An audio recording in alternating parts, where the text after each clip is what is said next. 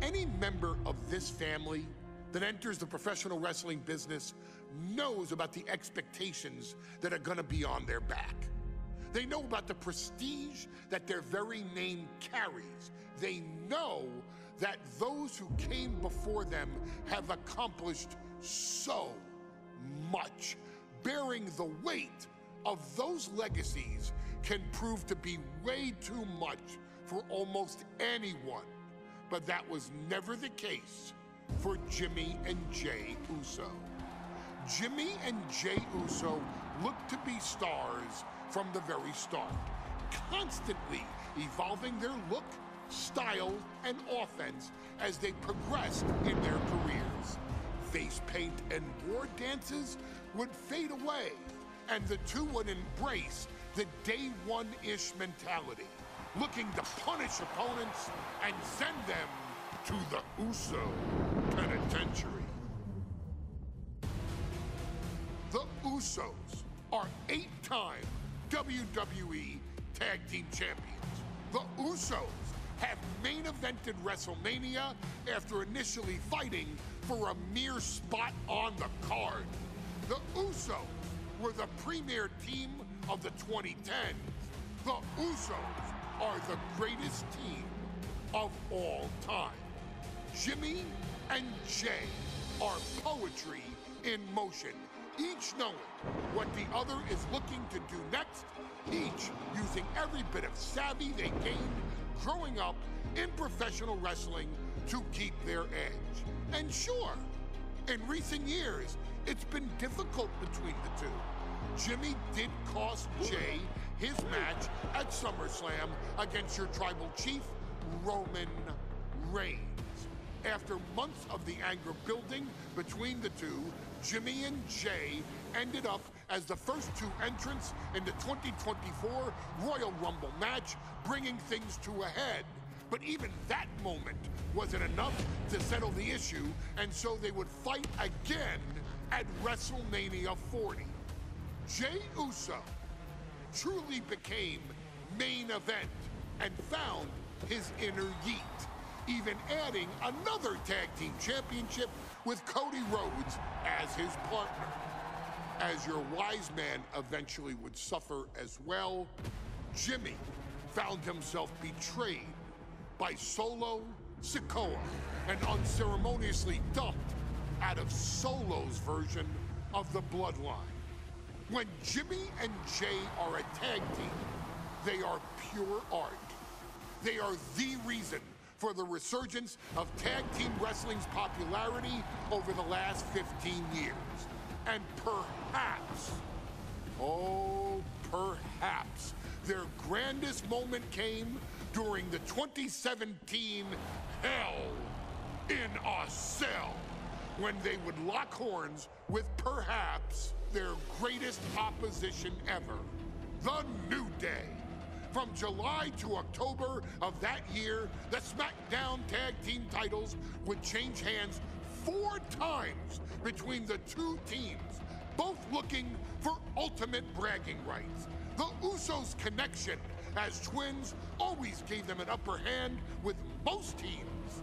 But the New Day had their own trick, utilizing the Freebird rule to allow any 2 of the 3 members to compete in any match. Jimmy and Jey could never know for sure who the opponents would be, with a different game plan needed for each iteration. With nothing clearly settled after 4 months, the New Day would offer to defend inside Hell in a Cell, and the Usos gladly accepted. We've seen the Usos showcase tag team wrestling at its most beautiful. Now we want you to showcase the brutality that exists within Hell in a Cell. Big E and Xavier Woods are going to use everything at their disposal to take you down. But you've been down since day 1. Now it's time to force the New Day to realize there's nothing wrong with them being in second place, and there's nothing that's stopping you inside Hell in a Cell.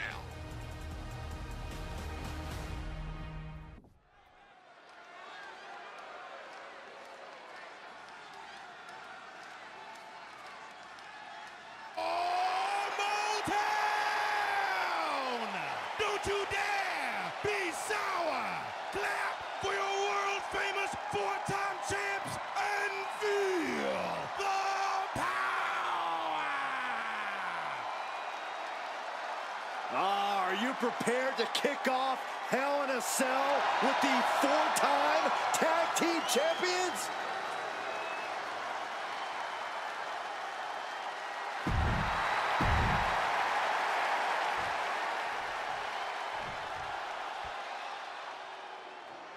This is the first time that tag titles will ever be defended inside Hell in a Cell. And at a combined weight of 493 pounds, Jimmy and Jay, the Usos! Tonight in Detroit, the Usos welcoming New Day into the pennant.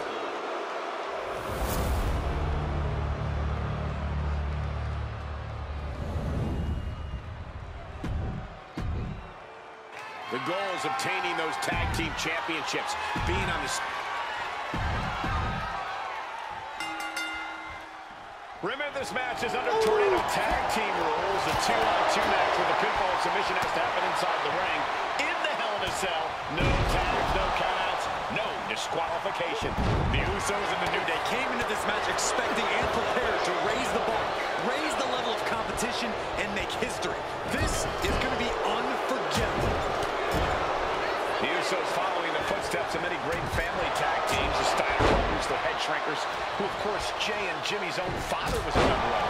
It would be a very proud moment for the Anwani family if the Usos can capture their 5th tag team championship here. The apple doesn't fall far from the tree for Jay and Jimmy. Just a factory of elite specimens come from the Anwani blood. Oh!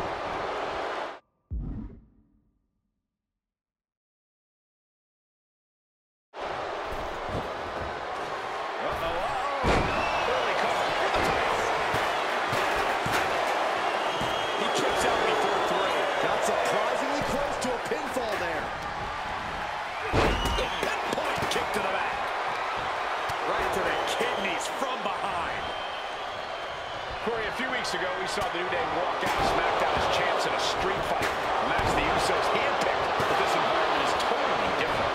There's nowhere to run, nowhere to hide. I think the New Day played right into the Usos' hand when they selected this match. Jimmy and Jay have a street mentality. They're perfectly equipped to turn Hell in a Cell into the Uso penitentiary. This cell is meant to contain all these superstars, but that's not to say this cell can't inflict unimaginable damage on those who step inside.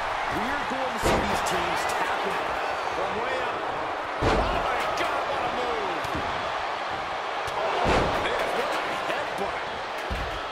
Tuck him out to me. He'll come to be crowned champion. The champ narrowly kicks out. This is no time to hesitate. You can feel the end coming. All the talking we've heard leading into this match, we've heard the Usos call the New Day, quote, 3 clowns on a tricycle. Look, the Usos love the trash talk, but they deliver. And don't act like the New Day don't throw verbal jabs either. We had Big E earlier saying how he's going to drop some gloom and doom of biblical proportions. A prophecy Big E is fully capable of backing, too.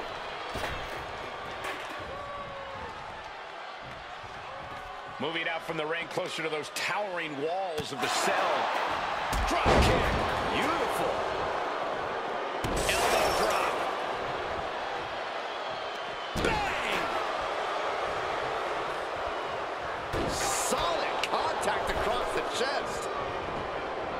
New Day refer to this as their power lineup when having Big E involved in there with Xavier Woods.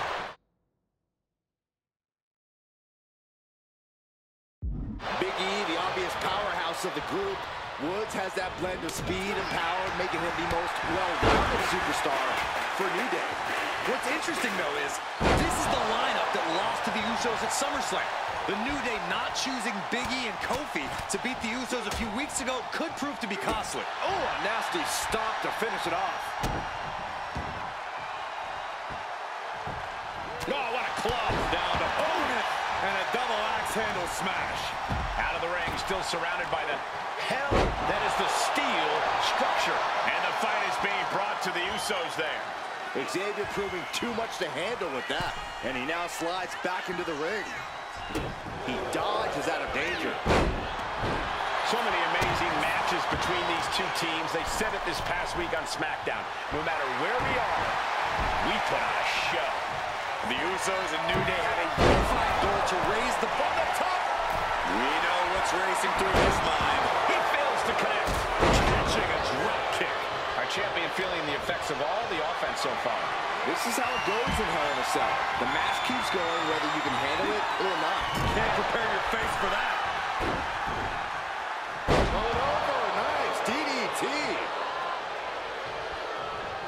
Taking steps toward the top rope. Kick to the gut. Pinpointing the trachea.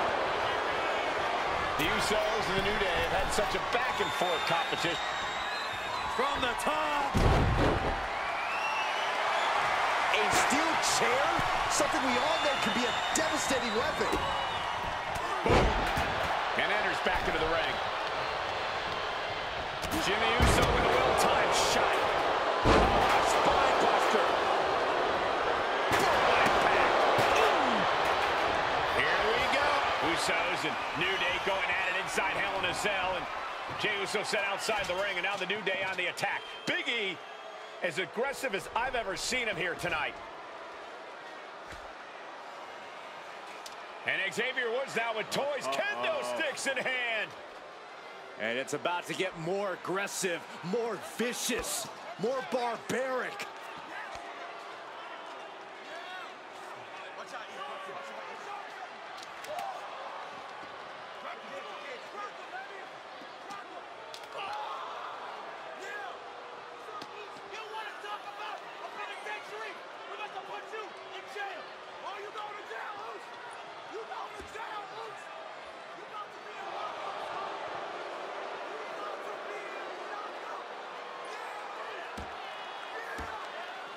I've never seen this vicious of a side from the New Day.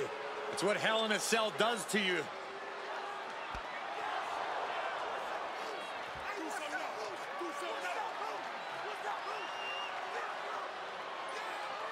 Oh, now with the kendo sticks, Xavier Woods unloading.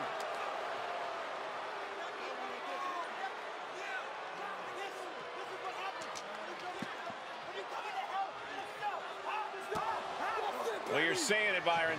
Hell in a Cell makes you do some awful things. Just attempting to survive, attempting to win. Do whatever you want, punish however you want.